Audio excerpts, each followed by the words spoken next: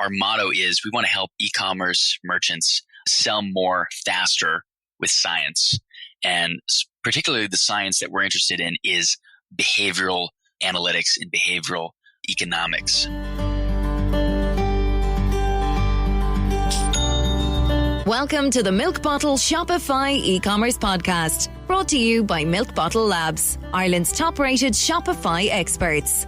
Milk Bottle Labs build, upgrade, migrate and market Shopify and Shopify Plus stores all over the world. Milk Bottle will migrate you onto Shopify with zero interruption, guaranteed, or optimize your Shopify store and maximize store sales. This podcast is kindly supported by our favorite Shopify app and the only app we install in every store. Rewind.io is the leading backup solution for your Shopify store. We'll talk more about Rewind later. Now over to your host, founder of Milk Bottle Labs, Keith Matthews.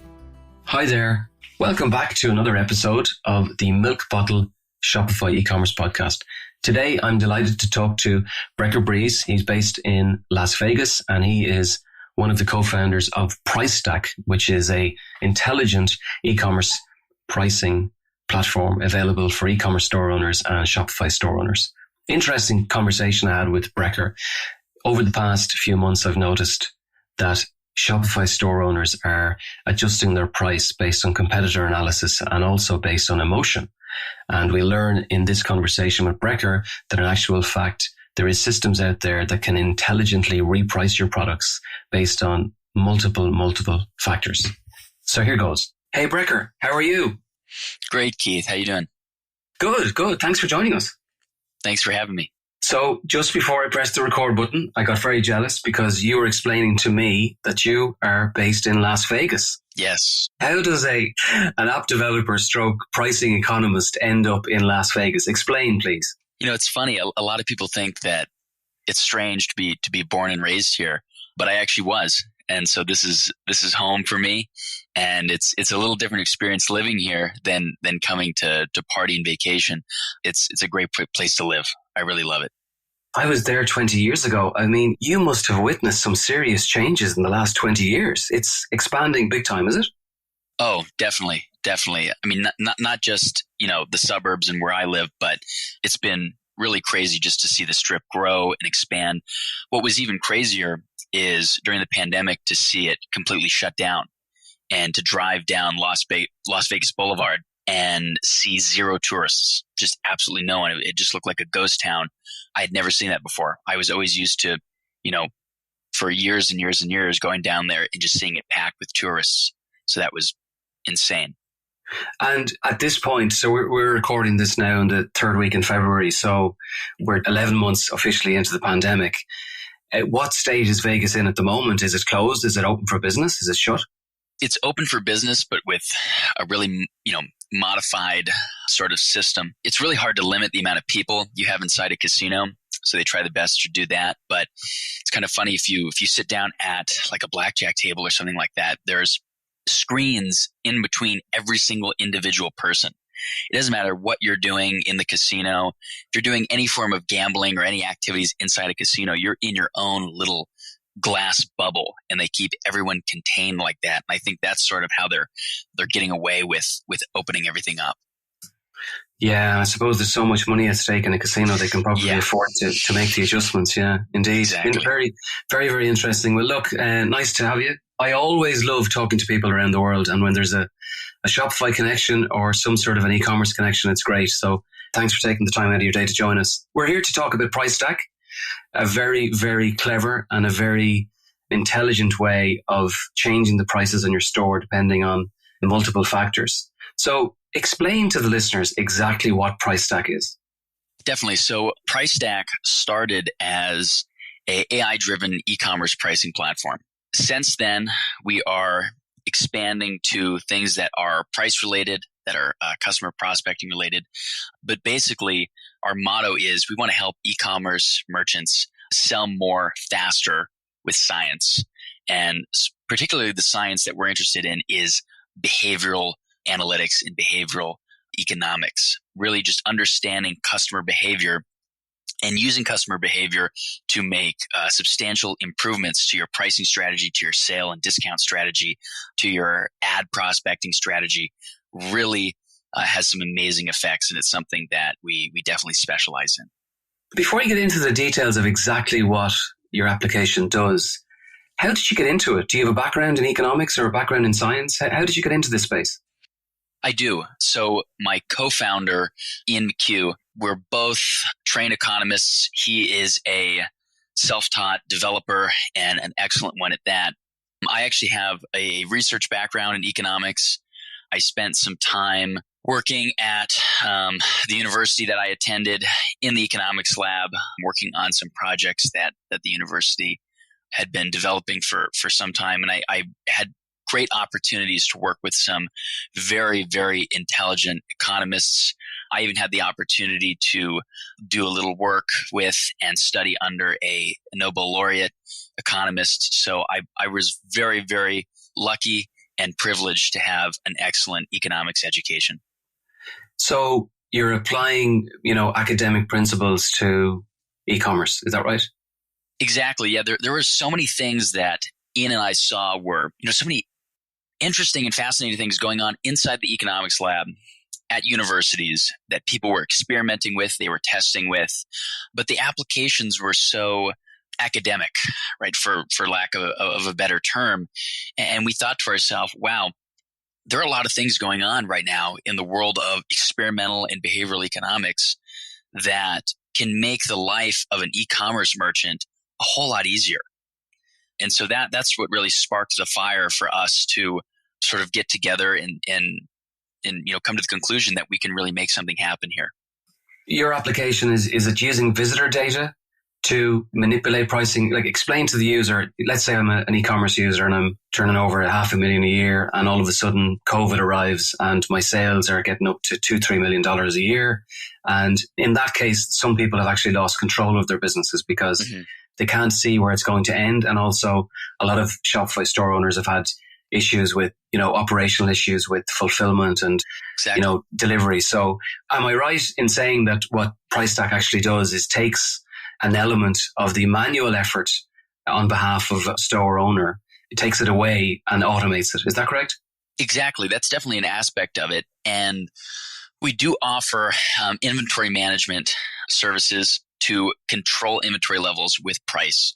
A lot of people don't realize how effective of a tool price is to limit the amount of product that you're moving. We've actually been seeing a lot of that. Right when COVID first started, we were seeing sort of the opposite. There was a lot of uncertainty in the market and a lot of people weren't shopping online. But as soon as people realized that, we're going to be home for a while, e-commerce exploded, it took off, and it caused some supply chain issues, right? I mean, that's the worst, right? When you have all of these customers coming to your site looking to buy and you don't have any product to sell them. That's just, you don't want to be in that situation. And there are a lot of very interesting things that you can do with price to sort of throttle that demand and give your supply chain a little time to catch up. So that's really just one aspect of what you can use price for, but that's something that's entirely automated, right? You adjust the pricing strategy and then you just forget about it and you go back to doing, what's important to you. That's really our goal, is to empower small teams, growing D2Cs to become pricing experts, pricing strategy experts, discount strategy experts with very, very little time dedicated towards using our tool.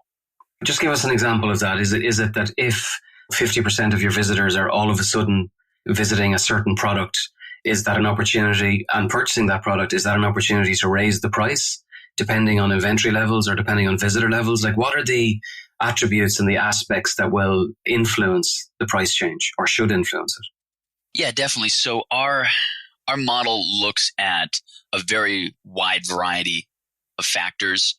But in that certain case, if there was a ton of traffic going to a specific product and people were, they were taking their promo codes and they were buying that particular product over another one, that's definitely something that our model would look at. It's really important to remember that Pricestack considers a cross-product demand, right? So cross-product elasticity. Our model is very conscious of that an e-commerce store is an ecosystem, a very fragile ecosystem. And anytime you're looking at an individual product or tweaking the price of an individual product, you're going to have a reaction and an impact on other, closely correlated products throughout the entire store. And so whenever we are looking at an individual product or adjusting the price of that product, our model is always looking at it in the context of the category it's in, products that are cross-shopped, right? That product versus another one, and really the entire store as a whole. And that is a factor that I think really is a differentiator for Pricestack, that we are looking at e-commerce stores as this ecosystem and creating a pricing strategy that creates this balance between all of your products, because we don't want to optimize the price of one and it does great at the expense of the rest of the store. Our goal really is to create an optimal scenario for an entire merchant store. Brecker, is there a minimum revenue needed for your application to work efficiently, or is it number of visitors, number of purchases, average order price? What are the attributes that would influence success? That's a great question. Yeah, so the main attributes that we look at are definitely going to be visitor counts, so sales, so your revenue numbers, SKU count. We're going to look at some seasonality trends. We're also going to look at discount and promo code usage. So those are really the big ones. In terms of how much data we need, it really depends on how many SKUs you have.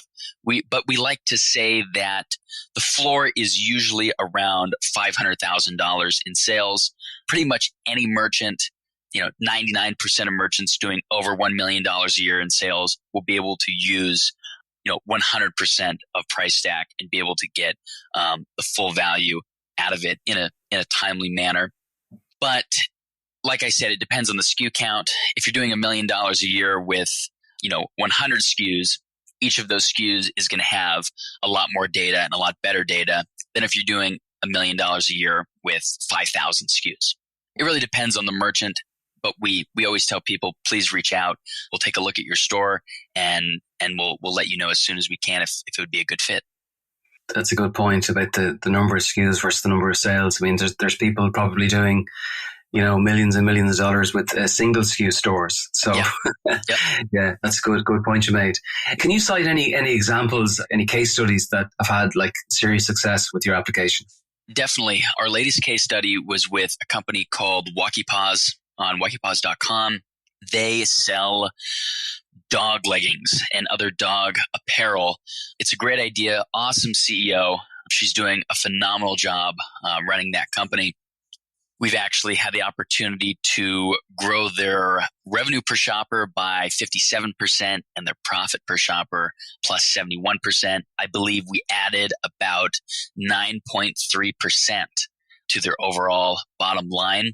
And one thing that was really interesting about just what we saw in their data, their CEO was very concerned about competition. This is sort of a topic we get asked about a lot. Why does Pricestack not monitor, competitor pricing? We get asked a lot, is your model telling us, if we need to be more competitive with, this competitor or that competitor? And the answer to that is, let your customers tell you how competitive your prices need to be. So you're only using on-site data to make your decisions. Is that right? You're not analyzing third-party sites. We are not. Okay. That may happen in the future. We might do some third-party enrichment. But as of now, we are seeing such phenomenal success analyzing market trends through customer behavior. We believe price is a form of communication. And when customers buy or don't buy at a certain price, they're communicating with the merchant. And we are able to pick up on those market trends through customer behavior, right? If you have a major competitor who is altering their pricing strategy, if it has a material impact on the way your customers look at your products, we're going to pick up on that through your own first-party data, and we'll be able to make adjustments accordingly. Because the problem is when you start to price match, right, you completely neglect the idea, and going back to WalkiePaws, you sort of neglect the idea that your company is unique and your product is unique. Even if you sell the exact same product, which WalkiePaws definitely didn't. But even if you do sell the exact same product as your competitor, you have a unique company with unique messaging and imaging. You might have a different return policy, different customer experience, different, UX, different UI. There's just something different about your company that differentiates you and makes people's willingness to pay slightly different. Right now, in the case of WalkiePaws.com, their CEO was very concerned about being competitive in the market with dog boots, right? Similar things that were not exactly the same, was a product that she believed was inferior because she tried it and she didn't like it. And that's what, gave her, the drive to create WalkiePaws. And she was very concerned about being competitive with them and was trying to have very similar, not price matching, but similar prices. And what we found out was her customers did not agree with that. They did not view those products and those price points as being anywhere close to competition. They saw her product as something totally different, completely unique from that, and something that was more premium than any of those competing products. Let's take a short break and I'll share the one app we install on every Shopify build. The team at Rewindio have developed the leading backup solution for Shopify. Did you know there is no way of recovering lost data from a Shopify store? Rewindio automatically backs up your store data. In the event of a data loss, usually due to human error, Rewind enables you to rewind your store back to its previous state. It's so simple and is used by some of the world's leading Shopify agencies, such as Kurt Elster of EtherCycle and Kelly Vaughan at the Tap Room. If your store is gaining traction, you may have multiple users making changes. Often store owners allow team or app developers enter a store to add code. Sometimes mistakes happen and data gets deleted. You can reduce your business risk today and prevent a costly catastrophe by installing the Rewindio app on your Shopify store. Get your first month of Rewind for free by simply responding to any of the welcome messages or emails you receive after you begin your 7-day trial and mention this podcast. Now, back to the interview. You've raised a really interesting point. I'm going to just segue slightly and then go back to this. We're building a store at the moment for a merchant in Ireland. The merchant is obsessed with competitor pricing. Mm-hmm. And in actual fact, the store that we're building is much more attractive. There's a better UX, and the experience on the store that we're currently building is going to be much better than the two competitors that they're watching. So these guys have, probably 2,000 or 3,000 SKUs, and they're changing the spreadsheet of pricing every single day as the competitor drops the price and rises the price.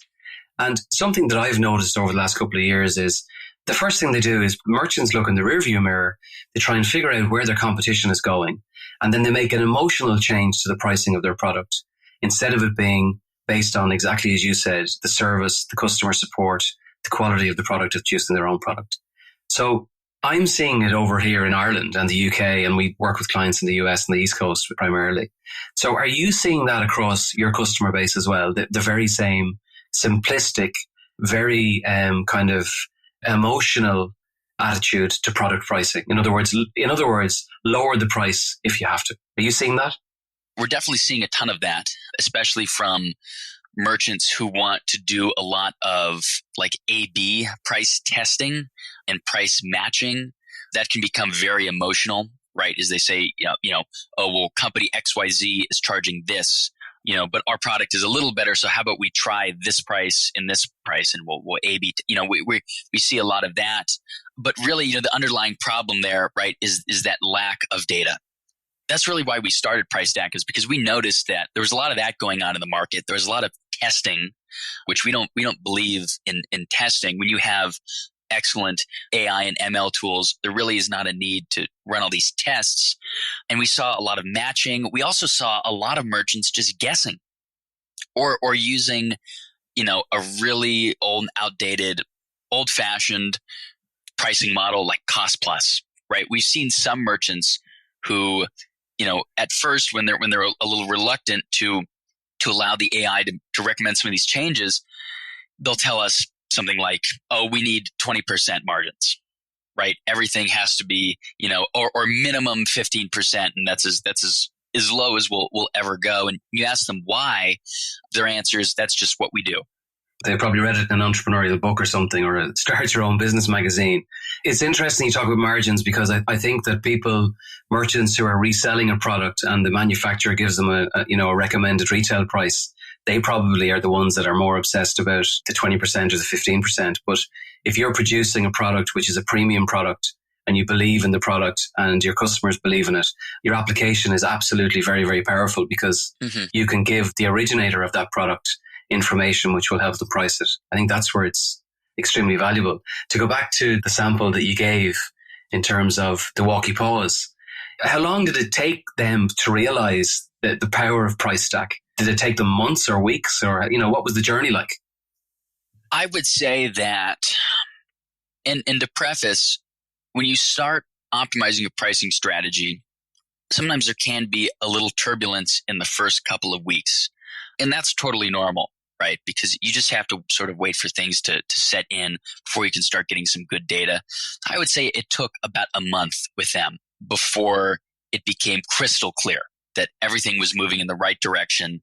They weren't just growing their revenue like crazy, but they were seeing bottom line growth, which I think is really important, because we're in a day and age right now where a lot of these startup D2Cs have this, growth at all costs mindset. They're super concerned about top line growth, right? Which is, there's something to be said about that. It's, when you're raising, like venture capital money, they're going to look at top line growth, but we've seen a lot of merchants neglect bottom line growth. And Walkie Paws definitely wasn't in that category. They had very healthy financials, but we're seeing more and more a lot of other D2Cs.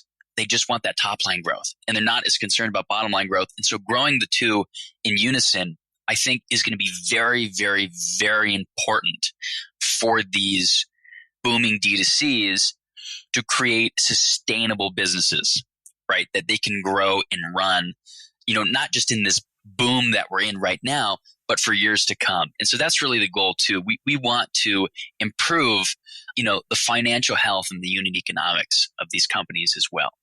Yeah, but Brecker, I think that if your app is as powerful as you say, a lot of these DTCs that have raised big money and are trying to push their top line numbers high, they may be afraid to install your app but it might influence their top line number, and that's what they don't want.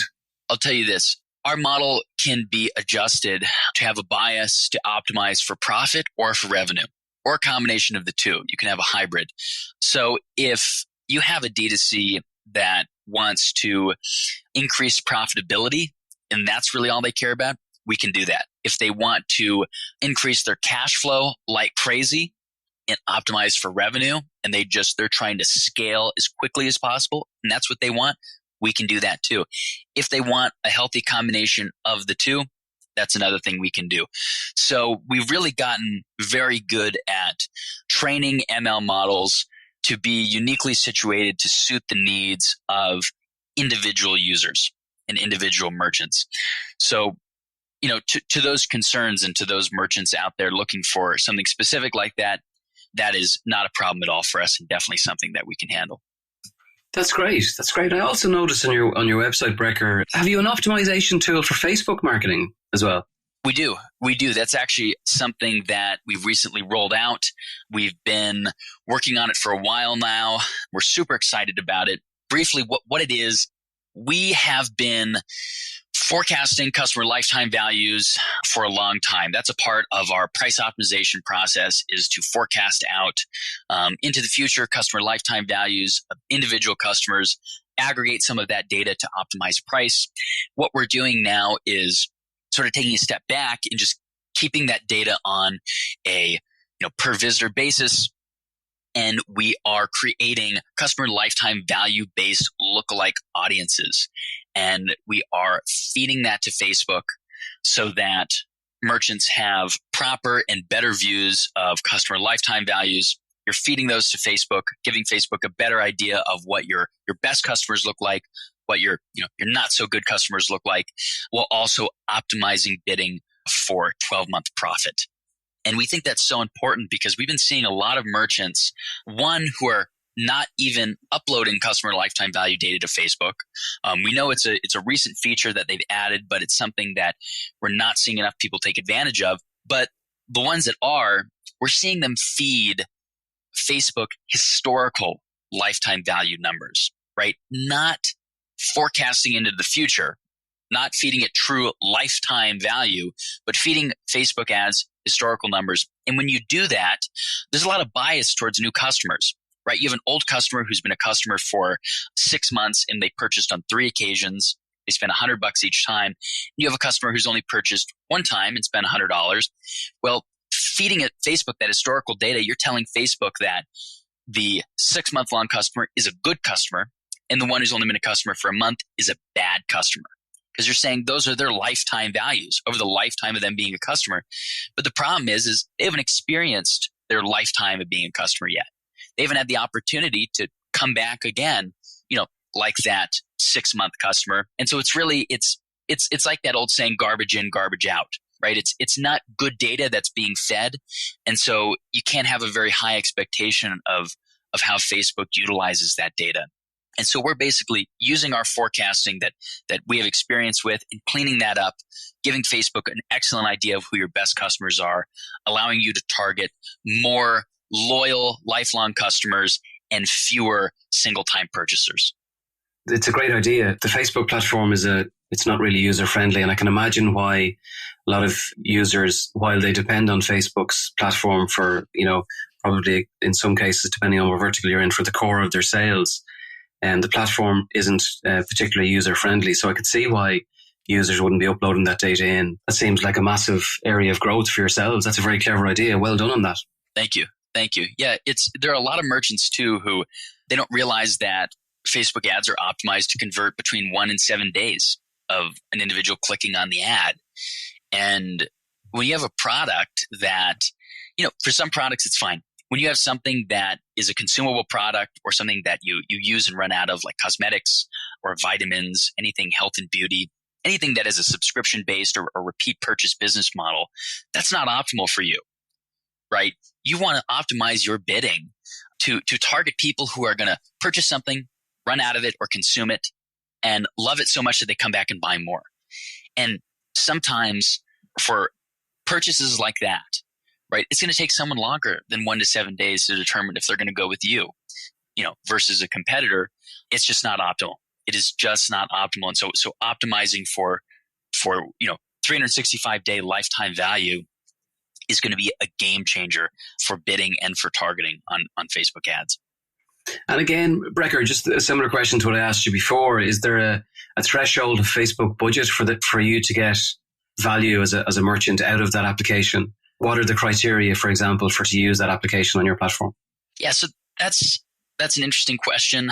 I don't think we have pinpointed that down yet to an exact dollar amount.